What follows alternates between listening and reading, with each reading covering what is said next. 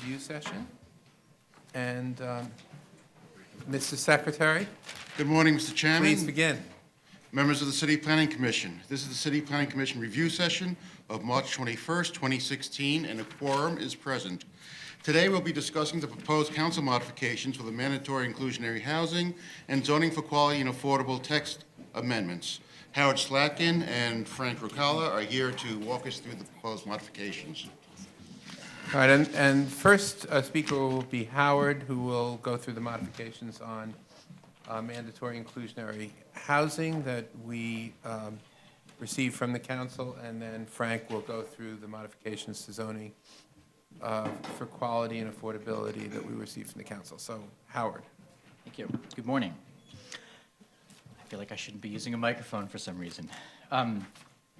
The modifications at the City Council to MIH included several categories of modifications. One, I'm going to divide them into three categories. One is modifications to the income bands and set-asides of the program, modifications to other program requirements, and then finally some modifications to the BSA special permit that was established for when relief is necessary from MIH requirements. So first, on the income bands and set-asides, option one of the MIH program, which requires 25% of housing to be affordable at an average of 60% of AMI, was modified to include, within that average, a mandatory band of 10% of the housing at 40% of AMI. In addition to the modifications to option one, a new option was established within the program, called here the deep affordability option, but essentially it requires 20% of the housing to be affordable at an average of 40% AMI. So the overall average for that 20% is at 40% of AMI. Subsidies would be allowed only where they're necessary to support more affordable housing. And like the workforce option, this option could only be made available in an area in conjunction with option one or option two. There were also modifications to the workforce option. The workforce option is modified to change the average from 120% of AMI to 115% of AMI, still with a 30% set aside. And within that 115% AMI, require a 5% band at 70% of AMI and a 5% band at 90% AMI. In order to accommodate the averaging, the maximum AMI for any unit would be 135% AMI. In addition, a sunset provision was established for the workforce option so that anytime the workforce option is established within an area, it will have a 10-year lifespan, after which it would expire unless there is a zoning text amendment to essentially renew that option within the area. Modifications to other program requirements include the following. When affordable units are provided off-site, an additional 5% of affordable housing would be required an additional 5% in addition to the otherwise required set-asides. In the event that some of that housing is on-site and some is off-site, it would be the 5% is prorated. The distribution requirements for when affordable units are provided in the same building as market rate units was increased from 50%, as it was originally proposed, to 65%. So in other words, affordable units would be required to be on at least 65% of the floors of a mixed income building. That corresponds with the number in the voluntary inclusionary housing program. And finally, in this category, text was added to the zoning, embodying the issues that were discussed within the process, that payments into the Affordable Housing Fund, where a development is eligible to use that option, are reserved for 10 years within the same community district within which the payment is generated, and after that point can only be used within the same borough. And also reporting requirements are memorialized in the zoning text as well, with HPD reporting on the use of in-lieu funds on an annual basis. The final category here are changes to the BSA special permit, which, as you'll recall, is available when the MIH requirements result in a hardship, an economic hardship to a property. The changes to this permit specify that special permits will lapse after 4 years, and after that 4-year period, if the units have not been substantially completed, any application for renewal must involve consultation with HPD as well as with BSA through the standard renewal process. In addition, the language in the zoning was a change to require that HPD provide comment to the BSA on individual applications, on each individual application for a BSA special permit. Thank you, Howard. And in the opinion of staff, all of these modifications are within scope. Is that correct? That's correct. Any questions for Howard? Mr. Knuckles? Howard, would you just repeat in the mixed income buildings, the Yes. 50% to 65? 65%. Yes, so affordable units would be required to be on at least 65% of the residential floors of the building. Ms. Deleuze? Howard, can you just talk a little bit about what the thinking was around having the 20% at 40% be in conjunction with options 1 or 2? You know, I'm not sure I can really discuss what the thinking was around this. These are the council's modifications, but the effect of it is that in any geography where that option is available, one of the other options must also be available. Any other questions for Howard? Mr. Cirillo? Just a question on the timing, since there's a sunset provision, we'll call it, for the workforce option now. Yes. When does the 10-year window begin? Does it begin upon the approval of the text, or does it begin when the rezoning, Right. when the mapping occurs? When the mapping occurs, essentially upon the adoption of a text amendment establishing an MIH area within which the workforce option applies, that date will go into a table in the zoning text. And so it can be measured 10 years from that effective date for that area.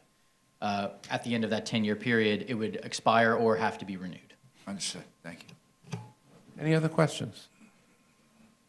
Okay, on mandatory inclusionary housing, then, I would ask for a show of hands to send a letter to the council adopting the proposed modifications with your assent. All in favor? Any opposed? Any abstentions? Note for the record that there are 11 in favor and none opposed and none abstaining. Thank you.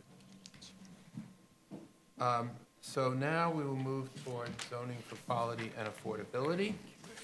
And Frank Rochelle.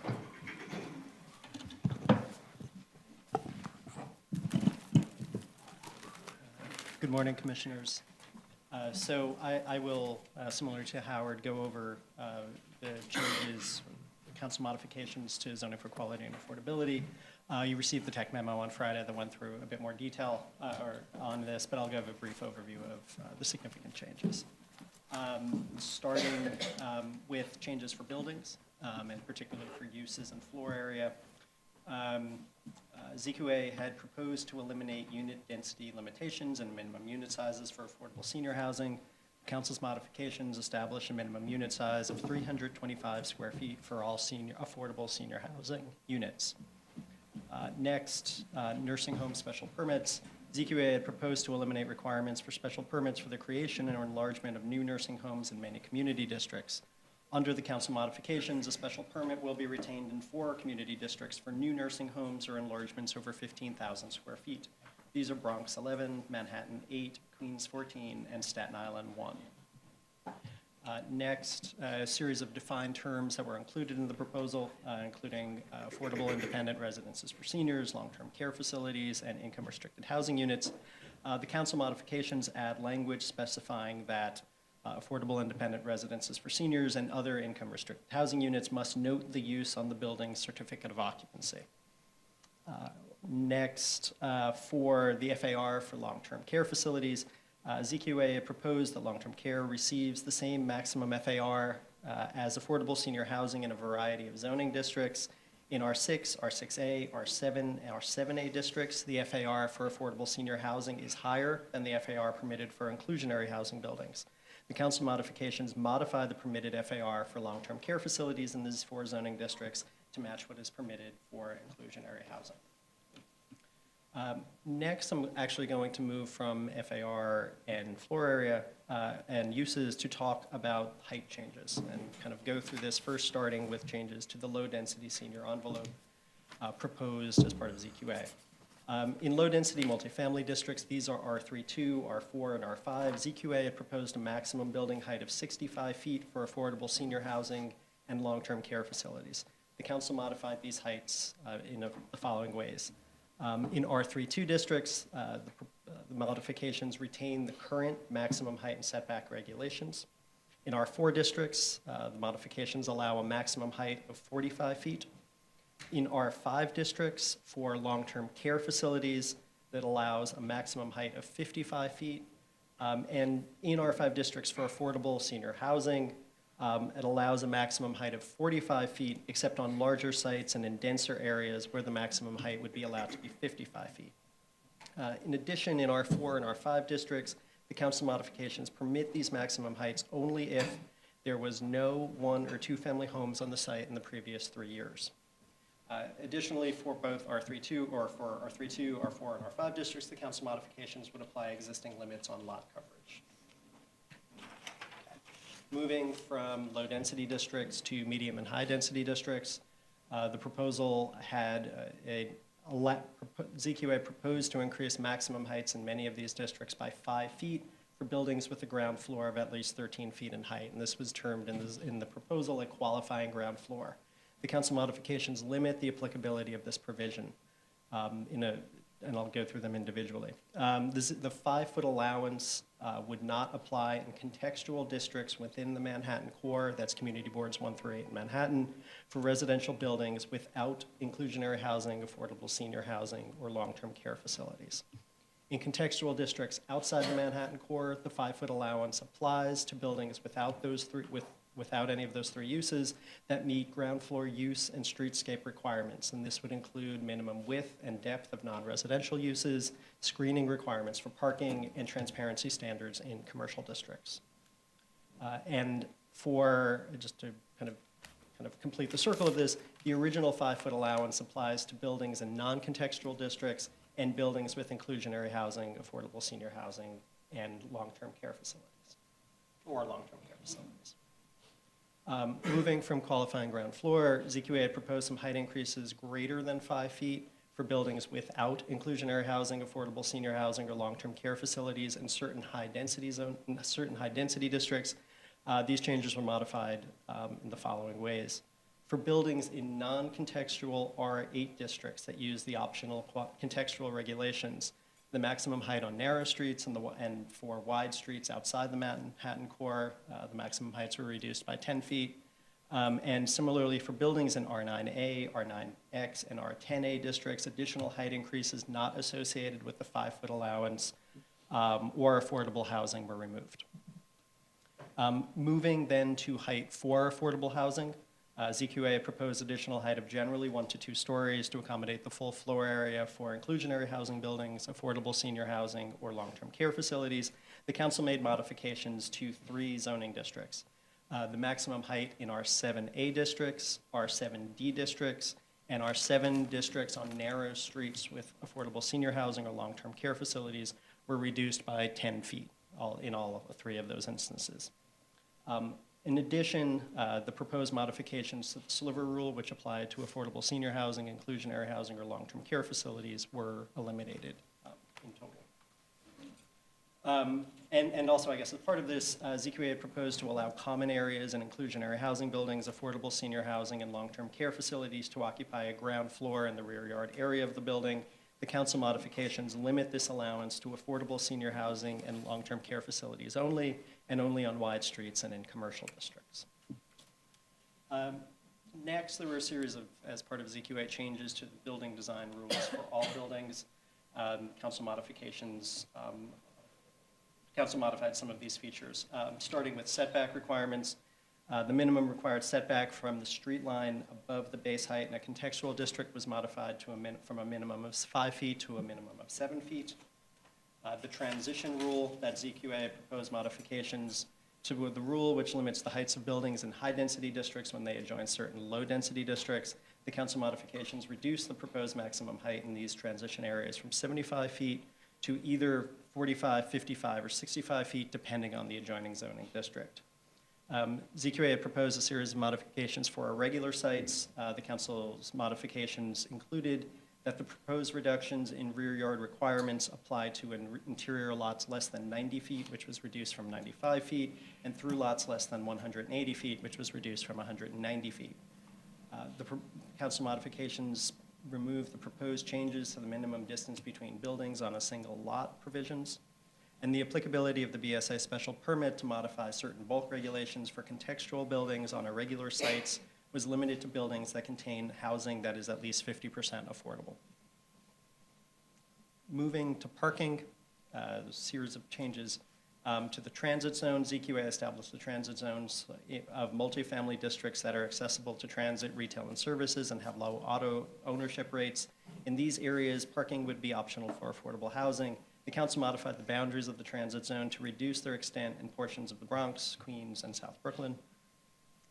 The mixed income BSA special permit, ZQA had proposed to create a permit to modify parking requirements for mixed income developments. The council modifications make this a special permit from the City Planning Commission rather than the BSA. However, the modifications retain a BSA permit to modify parking requirements for moderate or middle income units in government-assisted housing, where at least 20% of the dwelling units are restricted to low income, and at least 30% of the dwelling units are restricted in rents. Third, for existing parking, ZQA includes provisions that allow existing unnecessary required parking to be reduced as of right for affordable senior housing in the transit zone or by BSA special permit for affordable housing elsewhere or other types of affordable housing. The council's modifications add conditions on the use of properties where parking is eliminated. For affordable senior housing, new market rate housing could not be added.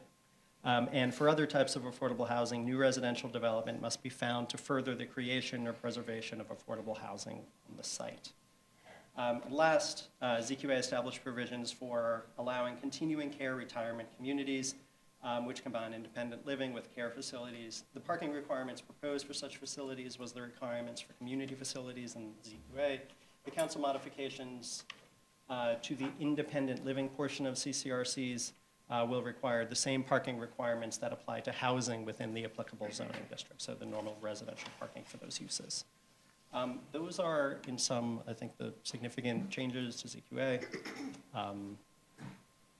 Thank you, Frank. And all of those, in the opinion of staff here, are within scope? That's correct. Questions for Frank? Ms. Ortiz. Hi, good morning. You mentioned the reduction of the transit zones within Bronx, Queens, South Brooklyn. Could you describe that in more detail? So is it geography? Is it? It's certain geography, and I believe, I think the map was either in the tech memo or it could be, it was emailed, okay. But there are different portions of the transit zone that were modified. Okay. And you mentioned sort of a special permit, a BSA special permit when, the parking is deemed unnecessary in existing units. So is there a scenario in which, parking is built, and it's clearly underutilized, and they can then turn around and go for a special permit? I think the BSA parking permits were created for existing parking. Because remember, as part of the proposal for, in the transit zone, parking for affordable housing or affordable senior housing would now be optional.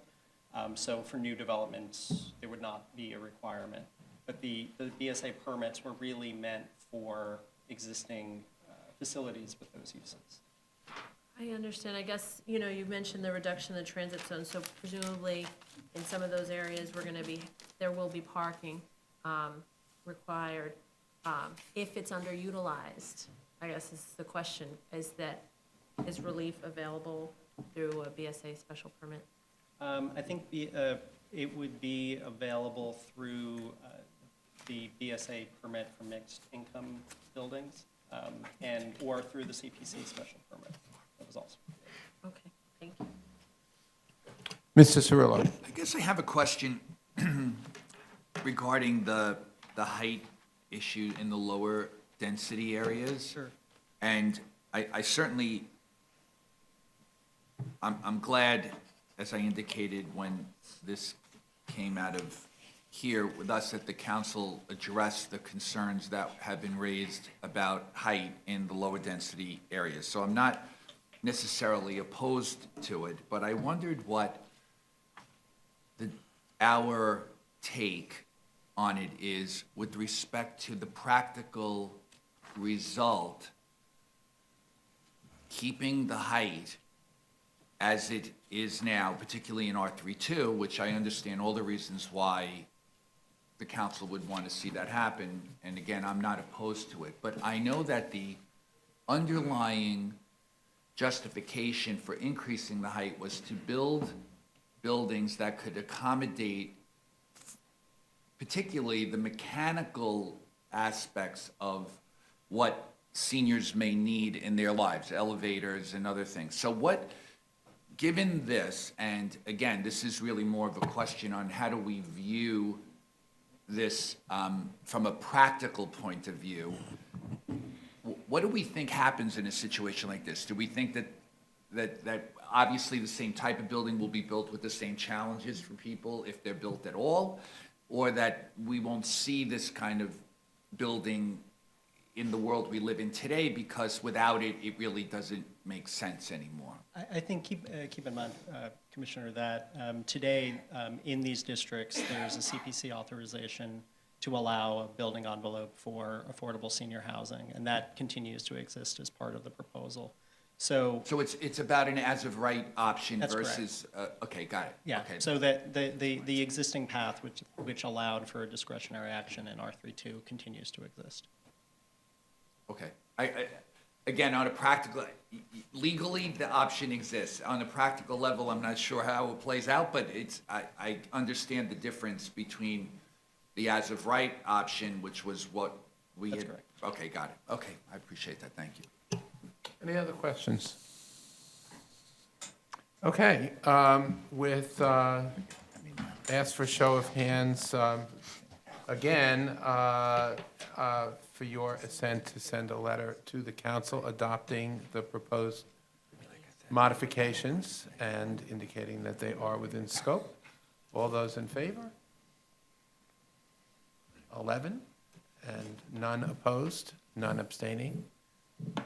So a letter will be sent to the council on ZQA as well. And let me just take this opportunity to thank all of you for your extraordinarily hard work on this over many, many months, actually probably a year, and particularly to thank the staff at City Planning that worked on this.